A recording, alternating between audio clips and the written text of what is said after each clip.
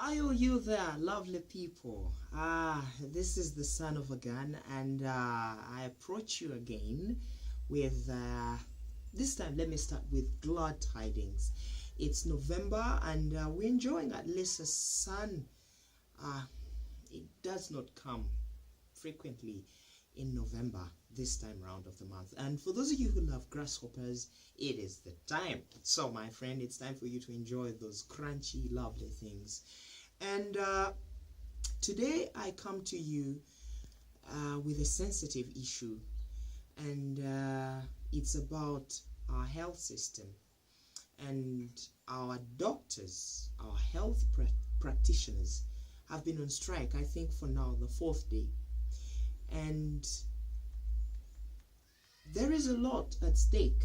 Honestly speaking, there are certain things that you cannot do without, like health. It's got to be there. I'm very sure that people who are not being attended to, and they're dying. Are they less of Ugandans? Are they more of sinners? So seriously speaking, this issue is sensitive. And this goes out to the general public. Now, I remember one time when the president was campaigning, he said, you guys vote for people who will talk on your behalf. Vote for people who will represent you. And unfortunately, whenever there's something political, you're going to hear parliamentarians rise up and say, this has to be this, this has to be this. And if anything has to do with their money, yes, they will raise a lot of dust. And recently you had the drama that was there, Toji Kwatako. It was all political. If it's not political, no one raises an issue. Look at the insecurity. People are getting killed like mice, but no one ever says we should have a strong investigation that investigates these killings. Dan's Kumapesa, he died just like that. No one is even talking about investigating. Recently, Dizzy Nuts gets up and dies, and no one is saying, how did he die? Who knocked him down? They could only identify the car that knocked him down. Everyone was there, but who was good enough to say that, hey, let's find out who knocked this guy down? But because it's not political, parliamentarians are not bothering about this. Now, this is a cry to the general public. I never vote, but these are a couple of reasons that I never vote. I never vote, and I'm never going to vote. And it's despotism. And people are so tyrannical. People are so selfish. People are so savage, most especially these politicians.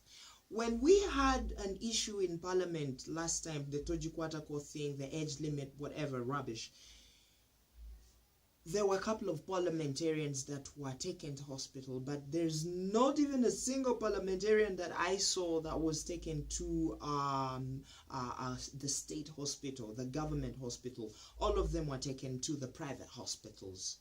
So I keep asking myself, you people that vote for these ferocious pigs eating 4 meals a day, do you ever sit down and ask yourself, so this guy has gone to such a good hospital with such good medical attention because he can afford. But me, who cannot afford, have they talked about it?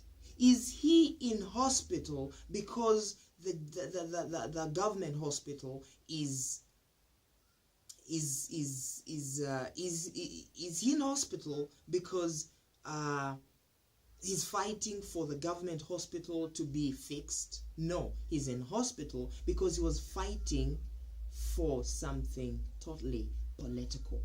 Now, you guys that vote for these people, you also have to wake up. Stop being there and complaining and saying, the government forgets about us, it never cares about us. What have you done about where you put your vote? Because honestly speaking, maybe a couple of people never noticed this, but I didn't see any parliamentarian that was taken to a public hospital, the government hospital, the state hospital. All of them were taken to the private hospitals. Now, wake up. Wake up and stand up. These people are there to chew, smash, and steal everything. And instead of you getting up and striking for things that are irrelevant, according to me, how about you started getting up and complaining about things that matter like this? Instead of you saying, we need change, how about you say, we need change in the service delivery that we get? Honestly speaking, Mr. Museveni himself, I will get to quote this. He said, a vote cannot vote him up, a piece of paper cannot vote him out of power. Now, well, he cannot get out of power because of a piece of paper. But if you get to look at it objectively, if he says he cannot get out of power because of a piece of paper, I understand he has the power and he has the gun. Well and good.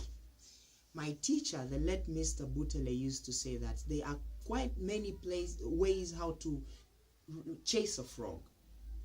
If you fail always, get a hot call. It will jump and go.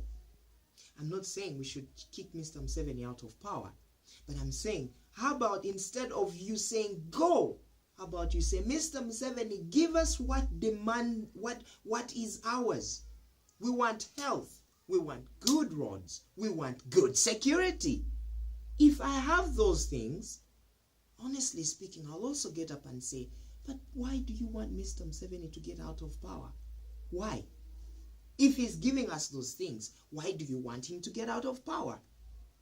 So you guys who are voting probably also have to change your mindset and get your priorities right. Instead of fighting a big rock that is not going to go, how about you started fighting on how you can make it a good protective gear for yourselves? That's how smart people think.